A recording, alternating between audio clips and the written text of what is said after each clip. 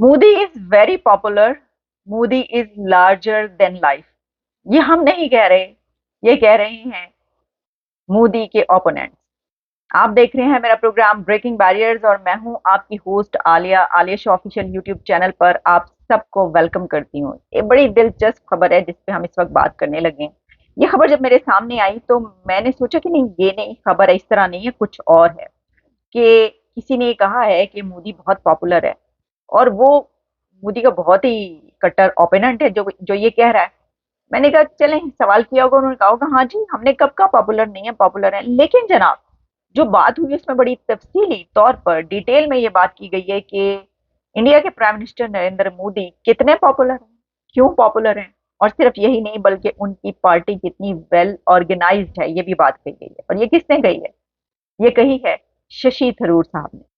अब देखिए, शशि थरूर जो है वो बड़े पॉपुलर, वो खुद भी बड़े पॉपुलर हैं, बड़े पसंद किए जाते हैं। हम भी उनको बड़े बहुत पसंद करते हैं। इसकी वजह ये कि उनकी कई एक वीडियोज ऐसी वायरल हुई जिसमें वो जिस तरह के जो ब्रिटिश राज था उस वक्त, किस तरीके से जो ब्रिटिशर्स थे, जो वहाँ के लोग थे, वो यहाँ से उस वक्त जब इंडिया यानी कि सब कॉन्टिनेंट सोने की चिड़िया था, तो इंडिया को जो है उस सोने की चिड़िया को कैसे उन्होंने लूट मार की और सारा कुछ ले गए। इस तरह की एक वीडियो उनकी बड़ी जबरदस्त है जिसमें वो सारे फैक्ट्स एंड फिगर्स बताते हैं, रियलिटी बताते हैं। और भी बहुत सारी ऐसी ऑथर हैं, राइटर हैं, कॉलमनिस्ट वगैरह वगैरह, पब्लिक स्पीकर, बड़ा कमाल का बोलते हैं। उनका डिक्शन, वोकैबुलरी, एवरीथिंग, बस style.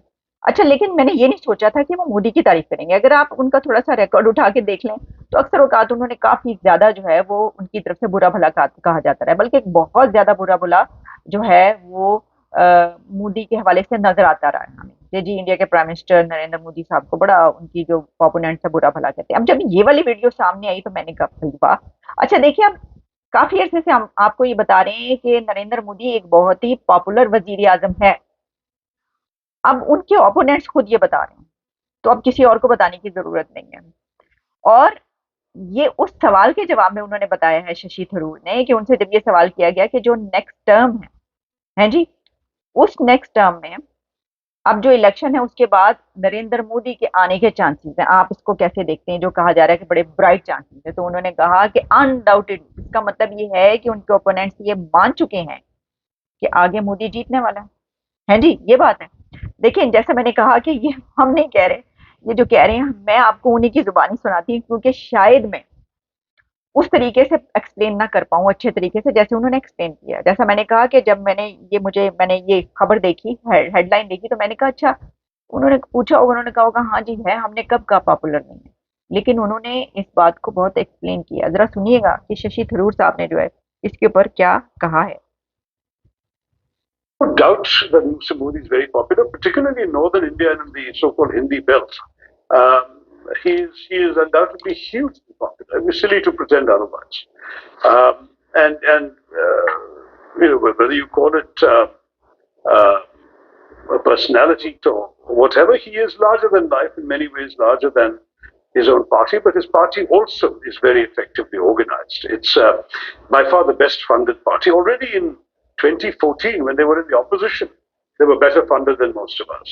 By 2019, they were outspending all the candidates they were opposed to cumulatively. I mean, they came a fairly distant second in Thiruvananthapuram, but they would have, in terms of their visibility in the constituency, you could have added me and the CPI candidates and the independent candidates together in terms of posters, buntings, rallies, jeeps, platforms. I mean, the BJP would have exceeded all of that combined.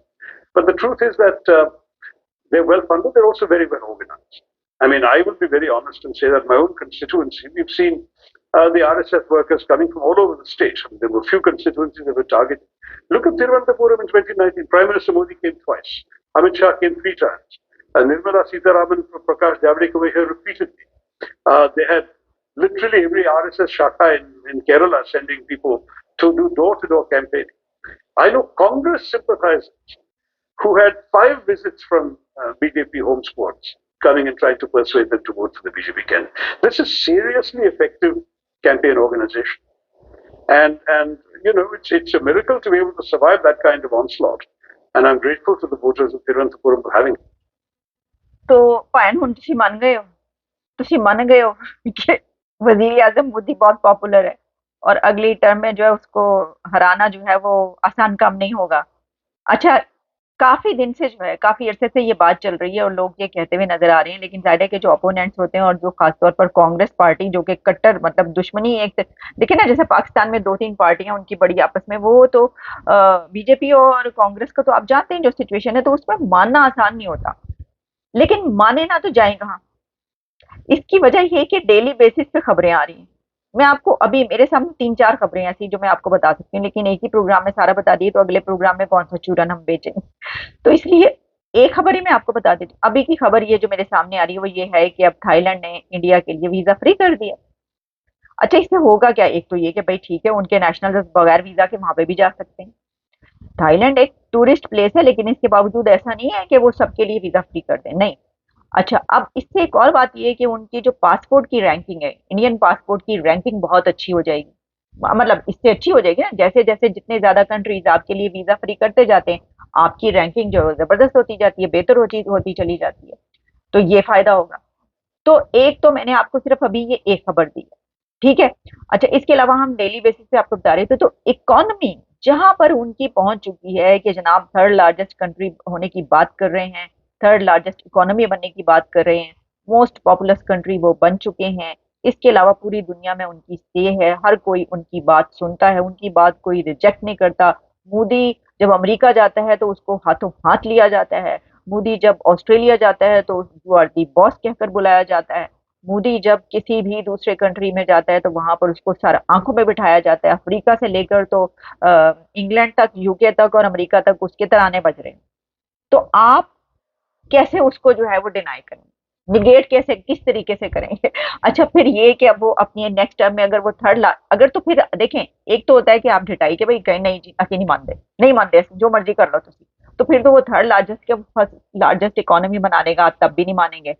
तो फिर ये हो जाता है कि आप सिर्फ ये बायस है, ठीक है जी, ओके। और कुछ बातें जो कही जाती हैं बहुत सारी, ऑब्वियसली वो सबसे ज्यादा आबादी वाले मुल्क को चलाना आसान तो नहीं है, तो जो बहुत सारी बातें आप और करते हैं, तो कोई भी कंट्री ऐसा नहीं होता कि बगैर प्रॉब्लम्स के हो, या कोई भी गवर्नमेंट या कोई भी जो लीडर होता है या गवर्नमेंट का हेड ऑफ द स्टेट होता है, उसके ये नहीं होता कि सारी चीजें ही अच्छी हैं, कुछ ना कुछ जाहिर है बहुत सारी चीजें उसमें ऐसी होती हैं जो हुकूमत में खराब भी होती हैं और उनकी बात की जाती है। लेकिन जो चीज है सामने उसको आप निगेट नहीं कर सकते, और यही वजह है कि अब जो उनके ओपोनेंट्स हैं वो कह रहे हैं कि Modi is hugely popular, Modi is larger than life. Shashi Tharoor साहब फरमा रहे हैं Modi is larger than life, this is unbelievable. तो ये मुझे पढ़ के और देख के मुझे बड़ी हंसी आई, मैंने कहा है जी। और फिर क्योंकि उन्होंने उस सवाल के जवाब में कहा है कि अगली टर्म वो वजीर आजम बनेंगे, ब्राइट चांस है आपके, फिर उन्होंने कहा हाँ जी, उसका मतलब ही है, उनके जवाब से पता चल रहा है वो मान रहे हैं कि हाँ जी बनेंगे, हम नहीं बन सकते, हमारी नहीं है इतनी। तो वो कह रहे हैं कि वो इलेक्शन देखे ना, ये जब बात की जाती है ना कि वो बड़ा अच्छा इलेक्शन लड़ते हैं या उसमें उनकी बड़ी well organised well funded party है, तो ये भी एक वही है, इलेक्शन इसी तरह जीतते हैं आप, जब तक ये नहीं होगा कैसे जीतेगा। तो मैं ये सोच रही थी कि अभी जो मैंने आप पिछला प्रोग्राम किया उसमें मैंने आपको बताया कि हमारे जो केयर टेकर प्राइम मिनिस्टर हैं, एक तो हमारे केयर टेकर प्राइम मिनिस्टर ही बड़े आते हैं हर थोड़े दिन के बाद, तो खैर ये वाली हुकूमत तो पूरा करके गई है, वरना तो केयर टेकर प्राइम मिनिस्टर बाहर से आता है, यानी कि इधरों जाना है तो उधरों वापस आ जाता है, ब्रीफ केस पकड़ के जाता है तो ब्रीफ केस पकड़ के वापस आ जाता है। मोइन कुरैशी से लेकर और आप कर लें कौन कौन, शौकत अजीज तक जनाब लूट मार करके चले जाते हैं वापस, कोई पूछने वाला नहीं होता है जी। इस दफा चलो अंदर ही उन्होंने चुक लेता जी, तो चलो दरमियाना सा बंदा उठा लें, वो ज्यादा वो भी नहीं है, लेकिन चले अंदर से है, मुल्क के अंदर से उन्होंने बंदा उठाया, उठाया या जो भी किया। वैसे तो चुप के कोई और जा रहा है, लेकिन तो सिचुएशन ये है कि उनके जो नौजवान हैं पाकिस्तान के, वो अपने प्राइम मिनिस्टर से ही इतने सख्त सवाल पूछ रहे हैं, मतलब वाट लगा दी उन्होंने, आ जाओ जरा सामने, ए दसो तो ये करो। तो वहां पर जो है पॉपुलैरिटी जो है उसका मैयार वो नहीं रहा अब, जो कि पहले कभी जो है वो जो लीडर्स होते थे उनको उस तरीके से वो किया जाता था। अच्छा, उसमें एक और बात है, जो पाकिस्तान में लीडर्स की उसकी पॉपुलैरिटी होती है ना, वो कहते हैं कि वो जो एक प्रस्तिश होती है ना, आप जो है वो उनको इसलिए नहीं पसंद करते लीडर्स को या अपने पार्टी लीडर्स को, बल्कि इसलिए कि बस आप जो है वो आपको आदत है या आप समझते हैं कि आपकी पार्टी सबसे अच्छी है और बाकी सब। तो वहां पर पसंद करने का जो मायार है वो ये नहीं है कि आपका लीडर आपकी इकोनॉमी को बेहतर कर रहा है या किसी और चीज को तो आप उस बिना पर पसंद करें, नहीं। वहां पे कुछ और जो है वो स्टैंडर्ड है, जो कि बिल्कुल भी सही स्टैंडर्ड नहीं है। आप स्टैंडर्ड यही होता है कि अगर आपका मुल्क आगे जा रहा है, वो इकोनॉमी ऊपर जा रही है, कितने जा रहे हो तो इसी पाए उड़े उड़े जा रहे हो, तो फिर तो तारीफ करना बनता है। ते ਅਸੀਂ ਇਸ ਲਈ ਤੇ तारीफ करने हैं तो लोगों को बड़ा प्यारा लगता है। मसला ये है हम सिर्फ तारीफ नहीं करते, क्योंकि जैसे मैंने पहले भी कहा कि वहां की सियासत का ताल्लुक हमसे तो है नहीं, असी तो वोट नहीं पाना होते।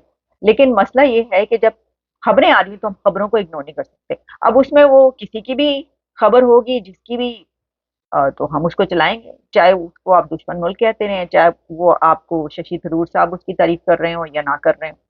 तो शशि थरूर को भी ये कहना पड़ गया कि Modi is hugely popular and Modi is larger than life. या वो करके दिखा दिया जो आप नहीं करके दिखा पाए, और जो आप भी हैरानी से देख रहे हैं। फाइन ए हो रहे होते ते स्टार्ट हमारा जो है ना, वो बिल्कुल कोई कंपैरिजन है ही नहीं इस वक्त। ये जो डायनामिक्स है ना, ये जो इस वक्त एक वो है, उसका कोई कंपैरिजन नहीं है। वहां पे तो एक 3 टाइम्स का प्राइम मिनिस्टर वापस जब आया है तो उसको अब अपनी दोबारा से वो बनानी पड़ेगी एक चीज, और उस दौरान जो कुछ है, और जो पुराना prime minister, former prime minister, वो जेल में है। उसके लिए ये खबरें आ रही हैं कि पायन सजाए मौत होनी है कि उम्र कैद होनी है। तो ये तो कोई है ही नहीं, कंपैरिजन नहीं की करी, ऐसी कुछ नहीं कर सकते। तो हम जो खबर आ रही है उसी पर बोलेंगे, वो हम साया मुल्क की खबर है तो क्या करें। इजाजत दीजिए आप। Modi is hugely popular and larger than life. मैंने आपको पिछले एक प्रोग्राम में कहा था ना कि जनाब ये जो कहा जाता है ना, मोदी का जो यार है वो गद्दार है। मैंने कहा था मोदी का जो यार नहीं, वो गद्दार है। वो अब वहां के लोगों को, जो उनके ओपोनेंट्स है, उनको भी ये बात समझ आ रही है। इजाजत है, दोबारा मुलाकात। Stay tuned. Thank you so much. और कभी जो लाइव जब मैं कर रही होती हूँ आप तक आवाज नहीं आती, तो लाइव में इस वजह, ये वजह होती है कि मुझे लगता है कि आजकल यूट्यूब में लाइव करने की वजह से कम से कम मेरे, तो मैं जब भी करती हूँ कोई ना कोई प्रॉब्लम आ रही होती है, पहले ऐसा नहीं होता था। बहरहाल ठीक है, आपके तक ये प्रोग्राम पहुंच जाएगा। Thanks a lot.